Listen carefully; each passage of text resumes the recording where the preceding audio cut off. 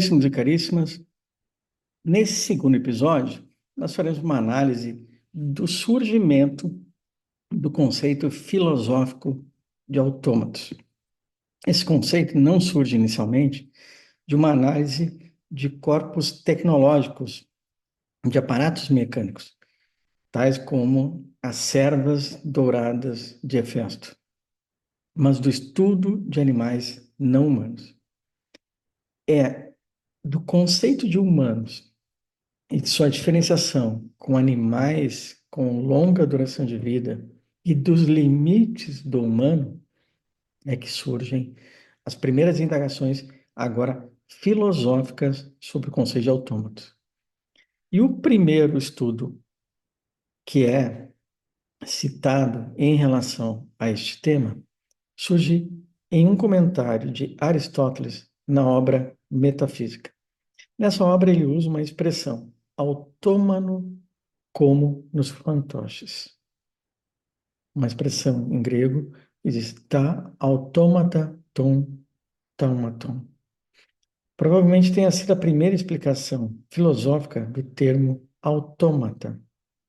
E nesse conceito, ele usa uma expressão que, ao se referir aos autômatos, se refere a um ser inautêntico, um ser que não se movimenta por motor próprio, tal como nos bonecos ou nos fantoches, e que não possuem uma causa interna ao seu movimento.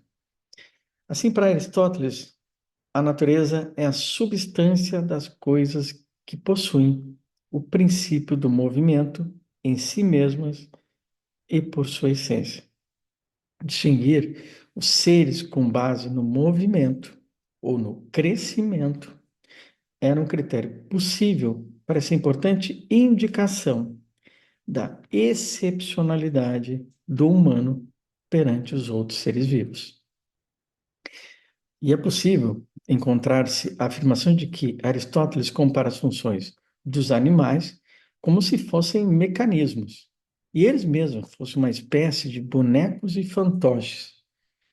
Contudo, essa apreciação não é a mais correta.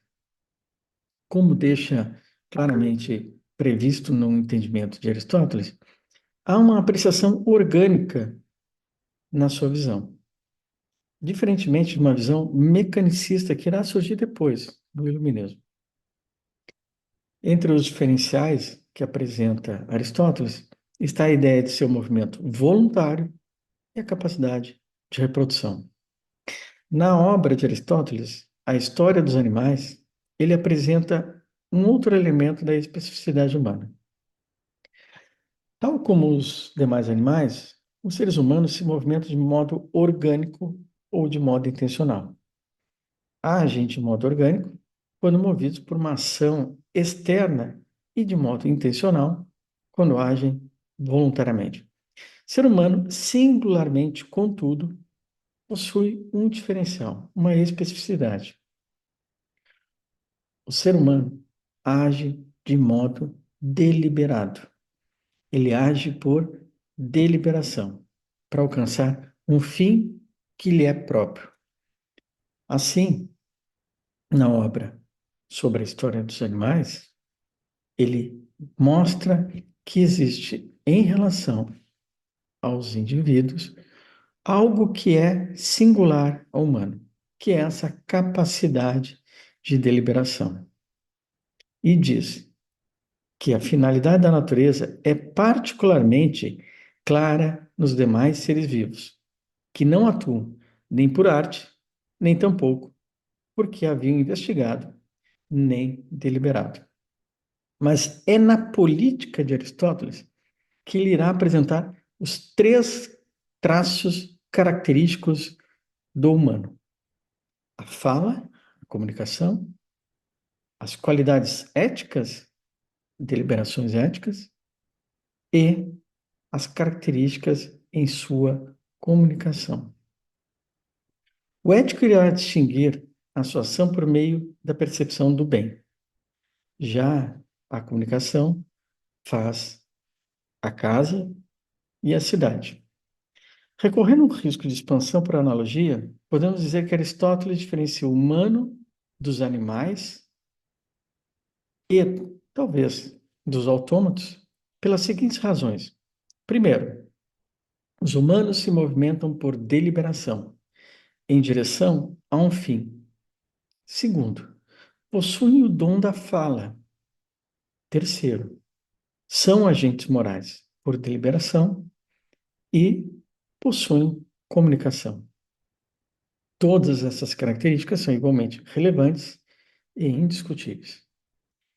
A ciência e a filosofia, portanto, irão debater se as máquinas podem mover-se autonomamente, se podem comunicar-se, mas o mais importante, se as máquinas podem tomar deliberações morais.